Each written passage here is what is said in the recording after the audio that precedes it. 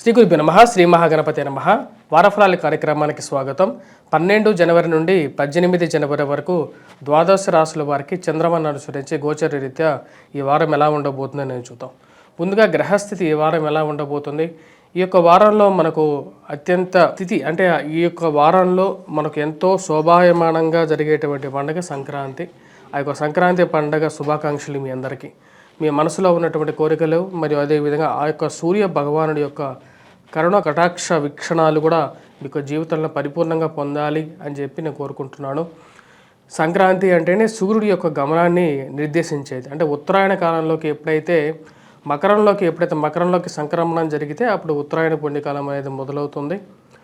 రవి యొక్క మార్పు అనేది ఈ యొక్క రాబోతున్నటువంటి ఈ యొక్క వారంలో ఇటువంటి ద్వాదశ రాశుల వారిలో ఎటువంటి ఫలితాన్ని మార్చబోతున్నది అనేది మనం చూద్దాం. ముందుగా వచ్చేటప్పటికి గ్రహస్థితి చూద్దాం. గ్రహస్థితి మనం గమనించినట్లయితే శని కుంభంలో కొనసాగుతున్నాడు శుక్రుడితో కలిసి, రాహువు మీనంలో, కేతువు కన్యలో కొనసాగుతున్నాడు. గురువు మనం చూసినట్లయితే వృషభంలో కొనసాగుతున్నాడు. మరియు అదేవిధంగా మిగతా గ్రహస్థితి రవి బుధుడు యొక్క కలయిక 14వ తారీఖు జరగబోతుంది.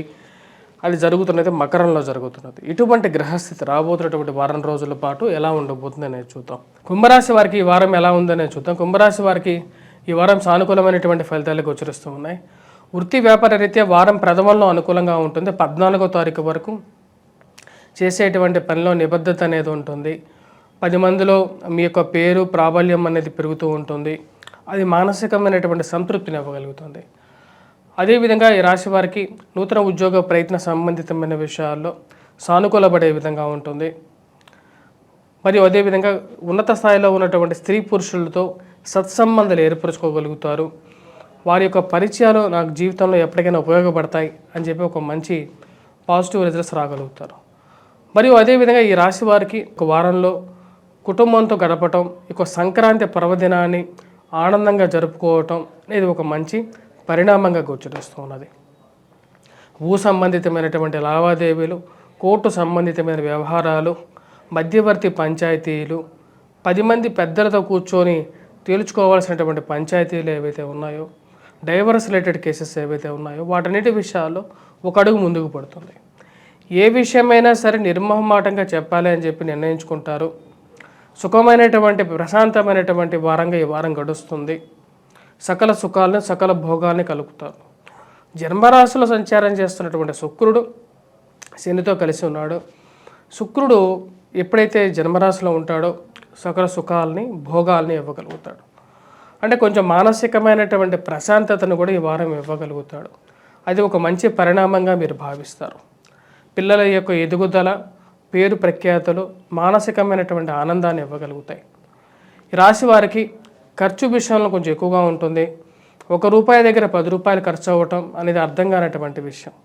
జన్మరాశిలో శనిగ్రహ సంచారం జరుగుతున్నప్పుడు వైవాహిక జీవితంలో కొన్ని ఇబ్బందులు, కోపతాపాలు ఉన్నప్పటికీ వాటిని కంట్రోల్ చేసుకోవాల్సినటువంటి ముఖ్యమైనటువంటి సూచన.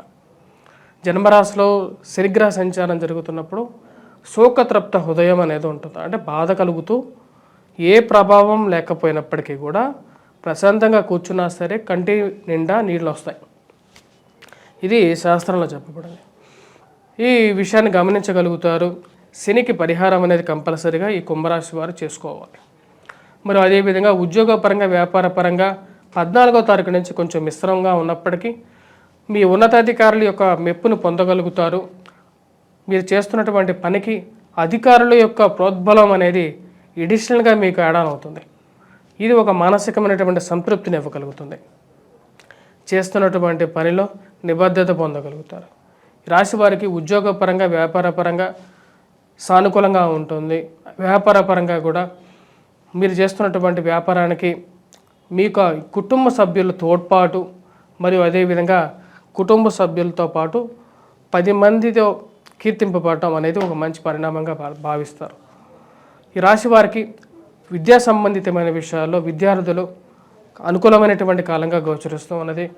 మ్యాథమెటిక్స్ ఎవరైతే ప్రిపేర్ అవుతున్నారో, అంటే ఎవరైతే గణితంగా విద్య అభ్యసిస్తున్నారో, అంటే ఇంజనీరింగ్ డిపార్ట్మెంట్ కానీ 10th క్లాస్లో మ్యాథ్స్ కానీ బాగా పెర్ఫామ్ చేయగలుగుతారు. ఎందుకంటే కుజుడు అనుకూలమైనటువంటి స్థితిలో ఉన్నాడు కాబట్టి మ్యాథమెటికల్గా మంచి మార్కులు సాధించగలుగుతారు.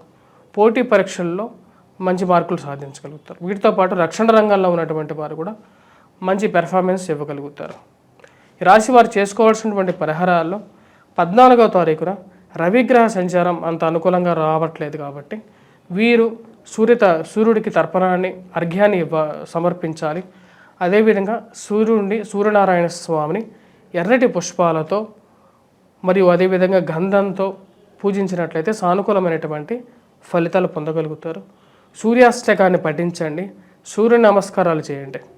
సూర్యుడే ఆదిదేవుడు కాబట్టి సూర్యుడినే ఎక్కువగా పూజించాలి.